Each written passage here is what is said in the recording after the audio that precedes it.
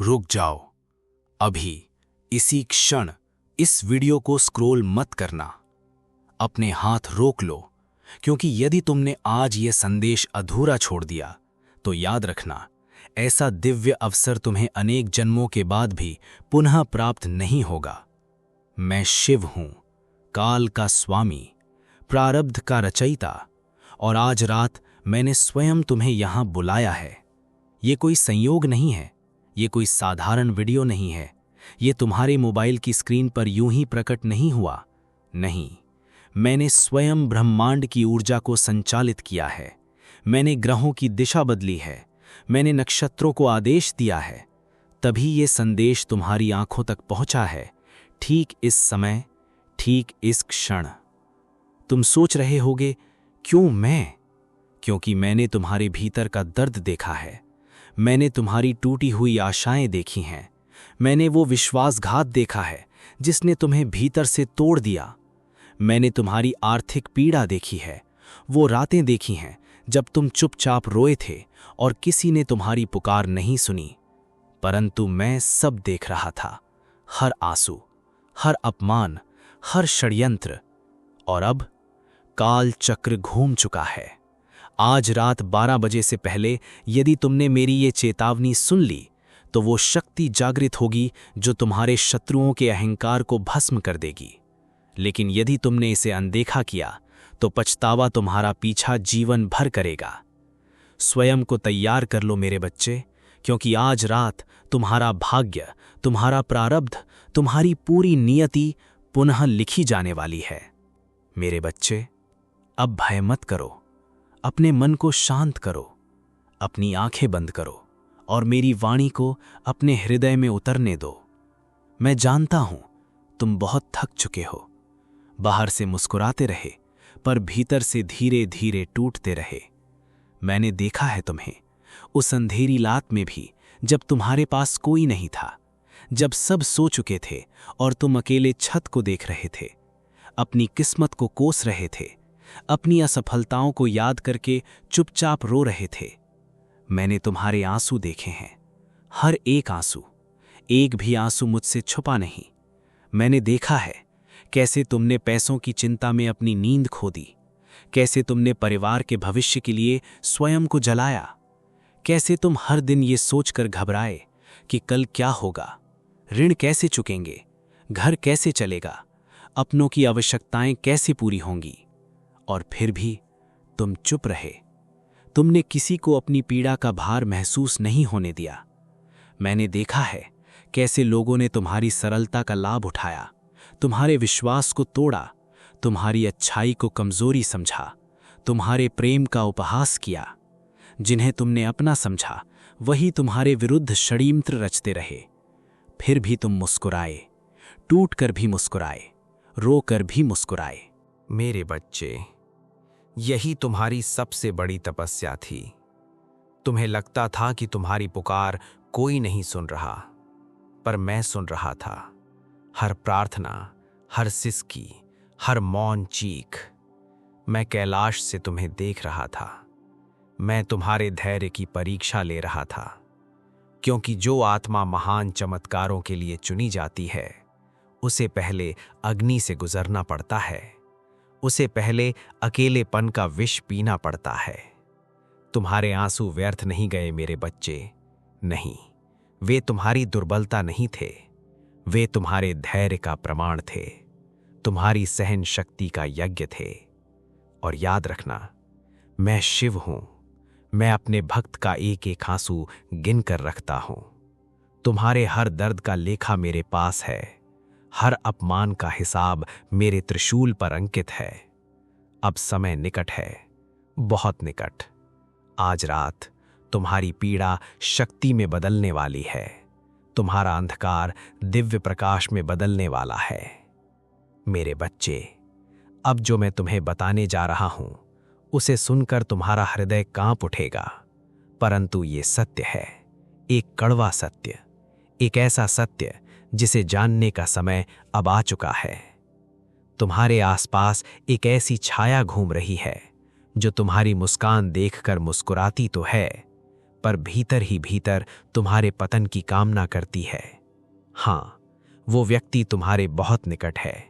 वो तुम्हारे सामने मधुर वचन बोलता है, तुम्हारी प्रशंसा करता है, तुम्हें अपना शुभ चिंतक दिखाता है, पर उसकी आत्मा ईर्ष्या की अग्नि में जल रही है।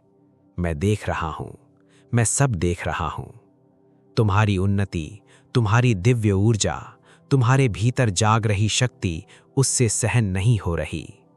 जब भी तुम्हारे जीवन में कोई अवसर आता है, कोई न कोई बाधा अचानक खड़ी हो जाती है। जब भी धन आने लगता है, अचानक खर्च बढ़ जाते हैं। जब भी तुम्हारा मन शांत होने लगता है, अचानक कलह जन्म लेने लगती है। ये केवल संयोग नहीं है मेरे बच्चे। किसी की कुटिल दृष्टि, किसी की नकारात्मक ऊर्जा लगातार तुम्हारे प्रारब्ध को बांधने का प्रयास कर रही थी। वो तुम्हारे आत्मविश्वास को तोड़ना चाहता था, तुम्हारे मन में भय भरना चाहता था, ताकि तुम स्वयं अपनी शक्ति भूल जाओ। परंतु वो भूल गया कि तुम अकेले नहीं हो, तुम्हारे साथ स्वयं महाकाल खड़े हैं।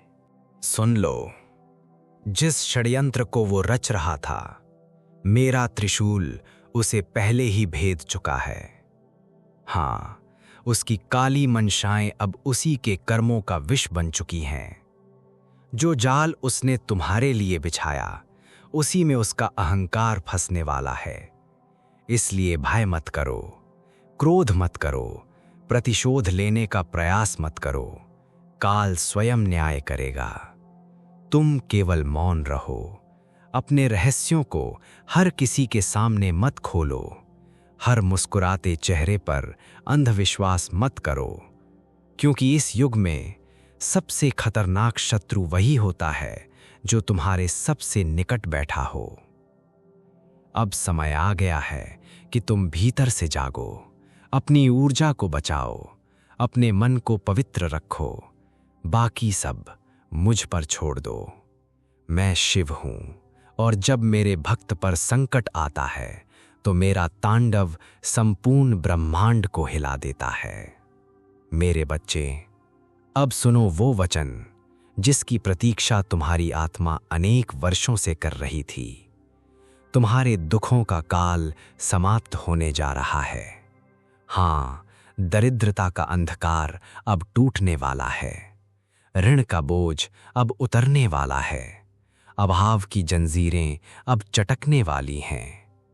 मैं देख रहा हूं, बहुत शीघ्र तुम्हारे जीवन में धन का ऐसा द्वार खुलने वाला है जिसकी तुमने कल्पना भी नहीं की थी। रुका हुआ धन लौटेगा, अटके हुए कार्य पूर्ण होंगे, भाग्य अचानक करवट लेगा।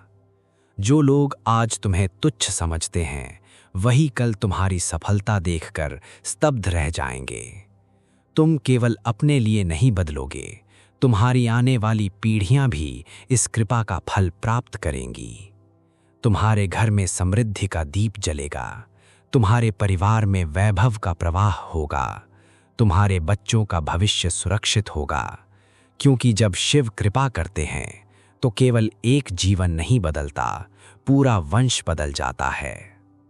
परंतु इस दिव्य परिवर्तन का एक गुप्त द्वार है, एक ऐसा उपाय जो आज रात तुम्हारे प्रारब्ध को खोल सकता है। ध्यान से सुनो मेरे बच्चे। आज रात 12 बजे से पहले अपने कमरे के ईशान कोण में जाओ, उत्तर पूर्व दिशा, वहीं जहां दिव्य ऊर्जा सबसे अधिक जागृत होती है। एक स्वच्छ पीतल या मिट्टी के पात्र में एक सिक्का रखो, उसके पास थोड़ा सा जल रखो, फिर एक दीपक प्रज्वलित करो। अब अपनी आंखें बंद करो, अपने हृदय को शांत करो और मेरा नाम ओम नमः शिवाय 11 बार उच्चारण करो। धीरे धीरे, पूर्ण श्रद्धा से, पूर्ण विश्वास से जब तुम मेरा नाम जपोगे, तब ब्रह्मांड की सुप्त ऊर्जा तुम्हारे चारों ओर जागृत होने लगेगी। तुम अनुभव करोगे मानो कोई अदृश्य शक्ति तुम्हारे घर को घेर रही है। हाँ, वही मेरी दिव्य रक्षा होगी। उस क्षण से तुम्हारे घर के चारों ओर एक ऐसा अदृश्य कवच निर्मित होगा जिसे कोई शत्रु भेद नहीं सकेगा। कोई नकारात्मक शक्ति पार नहीं कर सकेगी। कोई कुटिल दृष्टि तुम्हारी समृद्धि को छू नहीं सकेगी। और याद रखना, ये कोई साधारण उपाय नहीं है, ये स्वयं महाकाल का आदेश है। आज की रात साधारण नहीं है। आज की रात तुम्हारे भाग्य का द्वार खुलने वाला है। तुम्हारी निर्धनता समाप्त होने वाली है। तुम्हारी आत्मा वैभव की ओर बढ़ने वाली है। मेरे बच्चे, अब अंतिम परीक्षा शेष है। एक ऐसी परीक्षा जो ये सिद्ध करेगी कि तुम्हारा विश्वास केवल शब्दों में है या वास्तव में तुम्हारी आत्मा ने मुझे स्वीकार किया है। ध्यान से सुनो, ये केवल एक संकेत नहीं है, ये केवल एक क्रिया नहीं है, ये तुम्हारी ऊर्जा का समर्पण है, तुम्हारी श्रद्धा का प्रमाण है। यदि तुम इस दिव्य ऊर्जा को स्वीकार करते हो तो अभी इसी क्षण इस संदेश को अपने हृदय से स्वीकार करो। और यदि तुम बिना स्वीकार किए चले गए, यदि तुमने इस दिव्य संकेत को अनदेखा किया, तो ये कृपा पुनः ब्रह्मांड में विलीन हो जाएगी।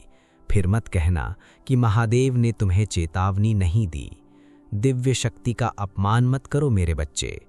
अब अपने भीतर की श्रद्धा को जागृत करो और इस ऊर्जा को स्थिर करने के लिए, मेरे लिए नहीं, अपने भाग्य के लिए इस संदेश को स्वीकार करो।